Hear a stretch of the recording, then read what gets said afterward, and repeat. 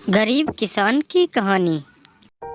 एक गांव में एक गरीब किसान, उसकी पत्नी और उसकी बेटी रहा करते थे। वो बहुत ही गरीब थे।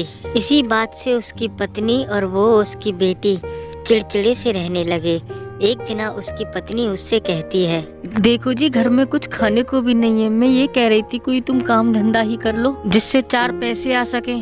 तुम ठीक कह रही हो, मैं बाहर जाकर कुछ काम देख कर आता हूँ। तभी की तभी वो आदमी अपने घर से बाहर जाता है। फिर रास्ते में उसकी मुलाकात एक आदमी से होती है। क्या बात है भैया, तुम कुछ परेशान लग रहे हो और कहाँ जा रहे हो? अरे भाई, परेशानी की तो बात है। मेरे घर में कुछ खाने को भी नहीं है और कोई काम धंधा भी नहीं है। अरे तुम एक काम करो, जसवंत सेठ के यहाँ जाओ और उसे अपनी कहानी सुना देना। वो तुम्हें जरूर कुछ ना कुछ दे देंगे। क्या सच में? तो फिर ठीक है भाई, मैं अभी उसके पास जाता हूँ। उस आदमी की बात सुनकर वो किसान वहाँ से उस सेठ के घर को चल देता है। वो सेठ और उसका बेटा अपने घर में होते हैं। तभी किसान वहाँ पहुँचता है। राम राम सेठ जी। राम राम राम राम। अरे भाई, कौन हो तुम? मैं तो तुम्हें नहीं जानता। सेठ जी, मुझे बबलू ने भेजा है। मैं एक बहुत गरीब किसान हूँ। मेरे घर में कुछ खाने को भी नहीं है। तुमने यहाँ कोई खैराती खाना समझ रखा है? चले जाओ यहाँ से।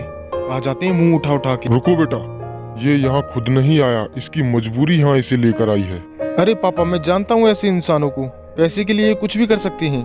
अच्छा भाई, तू ये बता, क्या परेशानी है तुझे और यहाँ किस लिए आया है? मैं क्या सहायता कर सकता हूँ तेरी? सेठ जी, अगर आप मेहरबानी करके मुझे कोई नौकरी दे दें तो मेरे परिवार का पेट पल जाएगा। मैं बहुत उम्मीद लेकर तुम्हारे पास आया हूँ सेठ जी, प्लीज मेरी सहायता कीजिए आप। पापा, आप इसकी बकवास सुन रहे हैं, भगाइए यहाँ से। देख भाई, तेरे जैसे इंसानों को मैं बहुत अच्छी तरीके से जानता हूँ। तुम लोग पैसे के लिए कुछ भी कर सकते हो। मैं तुम्हें कोई नौकरी नहीं दे सकता। चलो जाओ यहाँ से। नहीं नहीं सेठ जी, मेरा यकीन कीजिए, मैं बहुत उम्मीदों से तुम्हारे पास आया था। मेरे घर में खाने को एक दाना भी नहीं है। मेरी बीवी और मेरी बच्ची ने 3 दिन से कुछ नहीं खाया। सेठ, मेरा यकीन कीजिए, मुझे नौकरी दे दीजिए आप। फिर सेठ का बेटा उसकी तरफ आंखें निकालकर उसे डराकर वहाँ से भगा देता है। बेचारा बेबस किसान दुखी होकर वहाँ से चला जाता है। पापा, ऐसे फटीचर लोगों को मैं बहुत अच्छी तरीके से जानता हूँ। तुमने उसे भगाकर बहुत अच्छा किया बेटा। ऐसे फटीचर लोगों के साथ यही होना चाहिए, कहीं भी मुंह उठा के चल देते हैं। मम्मी पापा ने इतनी देर क्यों लगा दी? बेटा, तेरे पापा काम ढूंढने गए हैं, काम ढूंढ कर ही वापस आ जाएंगे। तुम चिंता मत करो, वो आते ही होंगे थोड़ी देर में। तभी किसान वहाँ आ जाता है। मम्मी वो देखो, पापा आ गए। क्या हुआ जी, बड़ी देर लगा ली आपने? कोई काम मिला या नहीं अभी?